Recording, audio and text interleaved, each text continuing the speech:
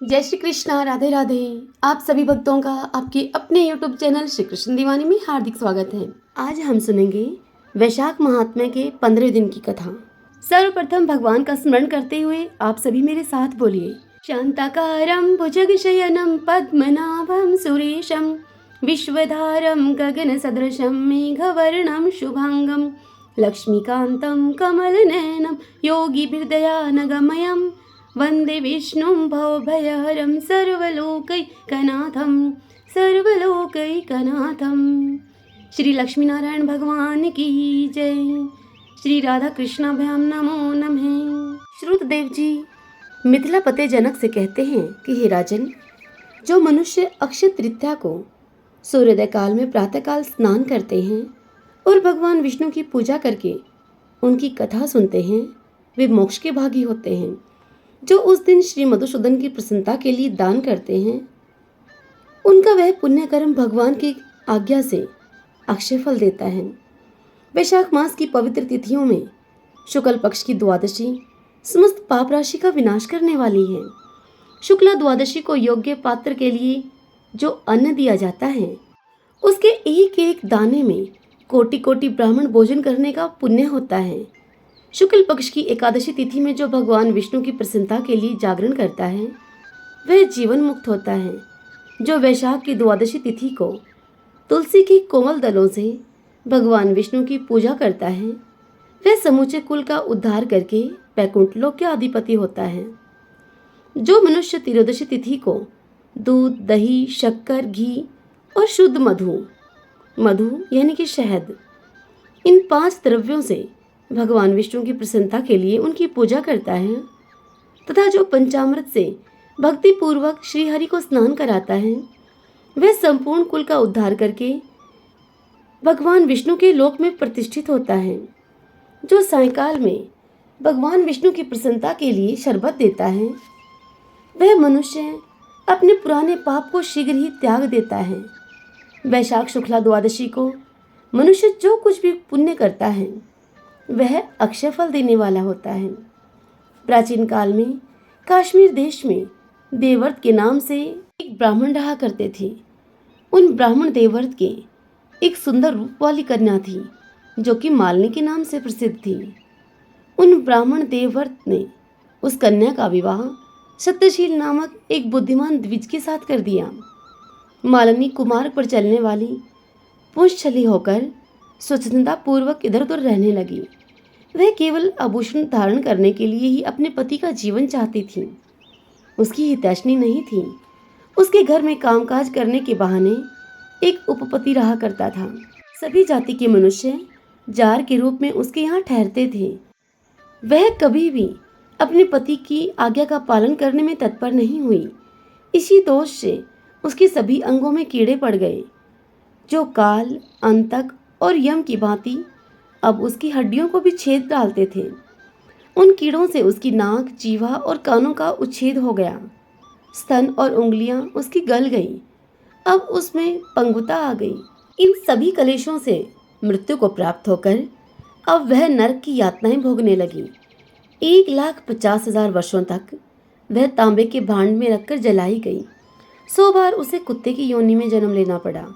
तत्पश्चात शौवीर देश में पदम बंधु नामक एक ब्राह्मण के घर में वह अनेक दुखों से घिरी हुई कुतिया हुई। उस समय भी उसके कान, नाक, पूंछ और पैर कटे हुए थे। उसके सिर में कीड़े पड़ गए थे और योनि में भी उसके कीड़े बढ़े रहते थे। हे राजन, इस प्रकार से 30 वर्ष बीत गए। एक दिन वैशाख के शुक्ल पक्ष की द्वादशी तिथि को पदम बंधु का पुत्र नदी में स्नान करके पवित्र होकर भीगे हुए वस्त्रों से अपने घर को आया। उस पुत्र ने तुलसी की वेदी के पास जाकर अपने पैरों को धोया। दैवयोग से वह कुतिया उसी वेदी के नीचे सोई हुई थी। सूर्योदय से पहले का समय था। ब्राह्मण कुमार के चरणोदक से वह कुतिया पूरी तरह से नहा गई और तत्काल ही उस कुतिया के समस्त पाप नष्ट हो गए। फिर तो उसी क्षण उसे अपने पूर्व जन्मों का स्मरण हो आया। पहले के कर्मों की याद आने से वह कुतिया तपस्वी के पास जाकर बड़े ही दीनतापूर्वक स्वर में पुकारने लगी। कहने लगी कि हे मुने, आप हमारी रक्षा करें। उसने दीनबंधु मुनि के पुत्र से अपने पूर्व जन्म के दुराचरण पूर्ण वह वृतांत सुनाए और यह भी उनसे कहा कि हे ब्राह्मण, जो कोई भी दूसरी युवती पति के ऊपर वशीकरण का प्रयोग करती है वह दुराचरणी मेरी ही तरह तांबे के पात्र में पकाई जाती है। पति स्वामी है, पति गुरु है और पति उत्तम देवता है। साध्वी स्त्री उस पति का अपराध करके भला कैसे सुख पा सकती है? पति का अपराध करने वाली स्त्री सैकड़ों बार तिर्यक योनि में यानी कि पशु पक्षियों की योनि में और फिर अरबों बार कीड़े की योनि में जन्म लेती है। इसलिए स्त्रियों को सदैव ही अपने पति की आज्ञा का पालन करना चाहिए। हे ब्राह्मण, आज मैं आपकी दृष्टि के सम्मुख आई हूँ। यदि आप मेरा उद्धार नहीं करेंगे तो मुझे पुनः इसी यातनापूर्ण घृणित योनि का दर्शन फिर से करना पड़ेगा। अतः हे विप्रवर, मुझ पापाचारिणी को वैशाख शुक्ल पक्ष में अपना पुण्य प्रदान करके उबार लीजिए। आपने जो पुण्य की वृद्धि करने वाली द्वादशी की है उसी में स्नान, दान और अन्न भोजन कराने से जो पुण्य हुआ है आपके उस पुण्य के द्वारा मुझ दुराचरणी का भी उद्धार हो जाएगा। हे महाभाग, हे दीनवत्सल, मुझ दुखिया के प्रति आप दया कीजिए। आपके स्वामी जगदीश्वर जनार्दन दीनों के रक्षक हैं, उनके भक्त भी उन्हीं के समान होते हैं। हे दीनवत्सल, मैं आपके दरवाजे पर रहने वाली कुतिया हूँ। मुझ दीना के प्रति आप दया कीजिए, आप मेरा उद्धार कीजिए। अंत में आप द्विजेंद्री को मैं नमस्कार करती हूँ।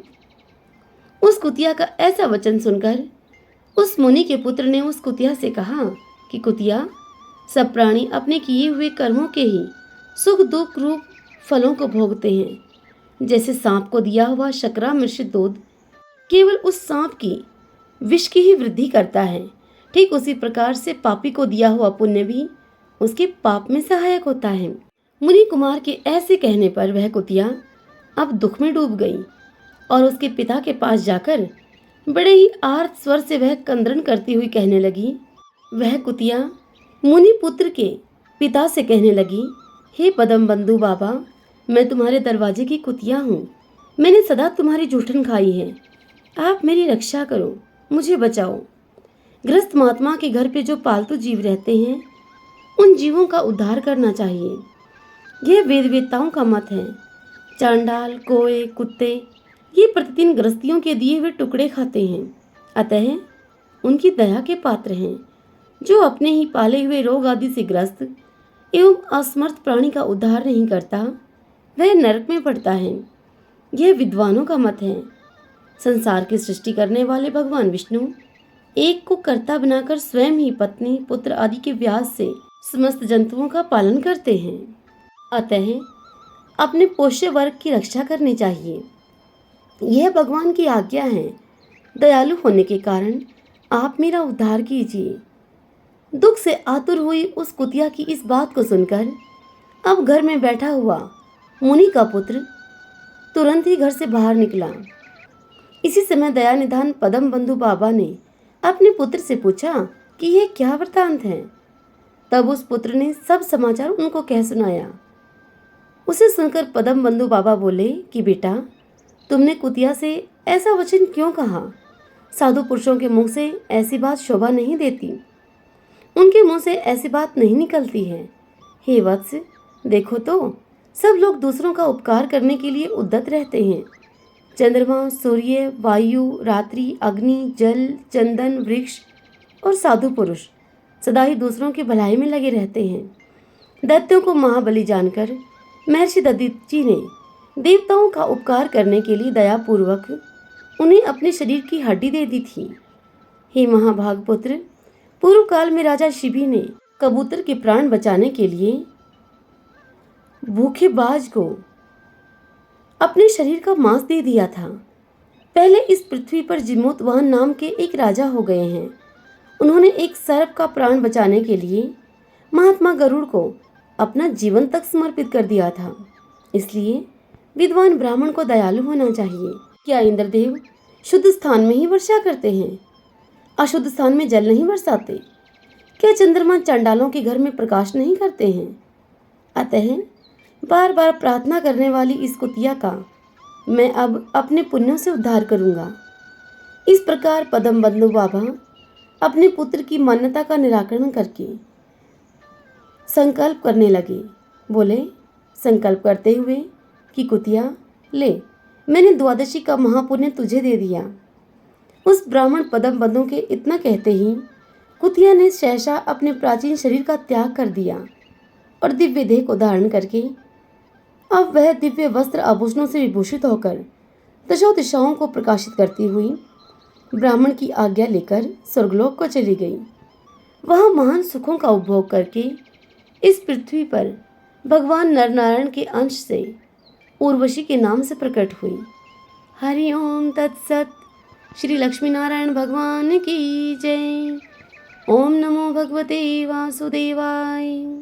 आइए अब हम वैशाख स्नान की आज की कहानी का श्रवण करते हैं। अभी बोलिए सूर्य नारायण भगवान की जय। रविवार व्रत की पौराणिक कथा के अनुसार एक बुढ़िया माई थी। वह नियमित रूप से रविवार का व्रत किया करती थी। रविवार के दिन सूर्योदय से पहले उठकर बुढ़िया माई स्नान आदि से निवृत्त होकर आंगन को गोबर से लीप बुहार कर स्वच्छ करती और उसके बाद सूर्य भगवान की पूजा करते हुए रविवार व्रत कथा को सुनकर सूर्य भगवान को भोग लगाकर दिन में एक समय भोजन किया करती। सूर्य भगवान की अनुकंपा से बुढ़िया माई को किसी प्रकार की कोई चिंता या कोई कष्ट नहीं था। धीरे धीरे बुढ़िया माई का घर अब धन धान्य से भर रहा था। उस बुढ़िया माई को सुखी होते हुए देखकर उसकी पड़ोसन अब उससे जलने लगी। उस बुढ़िया माई ने कोई गाय नहीं पाल रखी थी, इसलिए वह अपनी पड़ोसन के आंगन में बंधी हुई गाय का गोबर लेकर आती थी। पड़ोसन ने कुछ सोच समझकर अपनी गाय को घर के भीतर बांध लिया।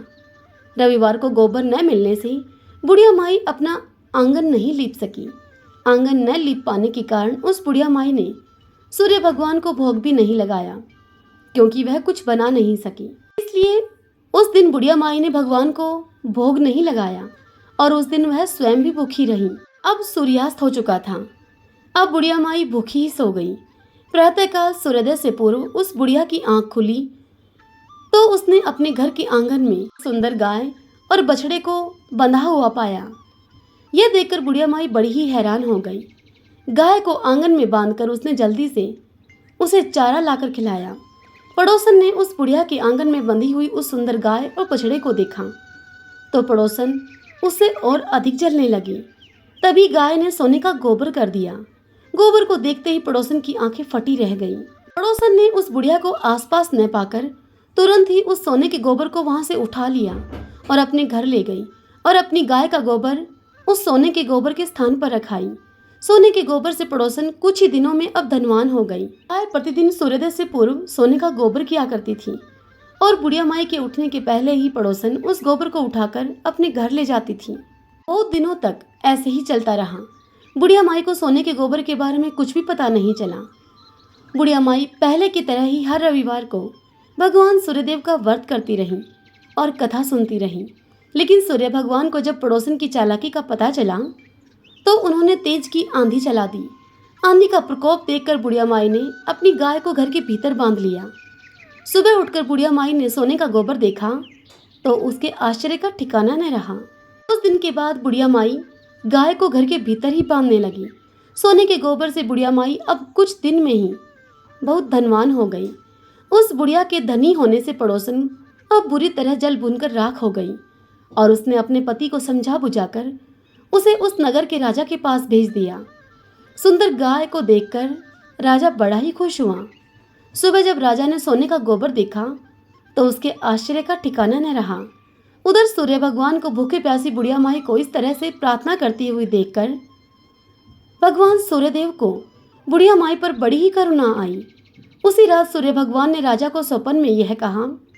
भगवान सूर्यदेव बोले कि राजन, बुढ़िया माई की गाय और बछड़ा तुरंत उसे वापस लौटा दो, नहीं तो तुम पर विपत्तियों का पहाड़ टूट पड़ेगा, तुम्हारा महल नष्ट हो जाएगा। सूर्य भगवान ने उस नगर के राजा के स्वप्न में आकर जो कुछ कहा था, उस बात से भयभीत होकर उस राजा ने प्रातःकाल उठते ही गाय और बछड़ा बुढ़िया माई को वापस लौटा दिया। राजा ने बहुत सा धन देकर बुढ़िया माई से अपनी गलती के लिए क्षमा मांगी। राजा ने पड़ोसन और उसके पति को उनकी इस दुष्टता के लिए दंड दिया।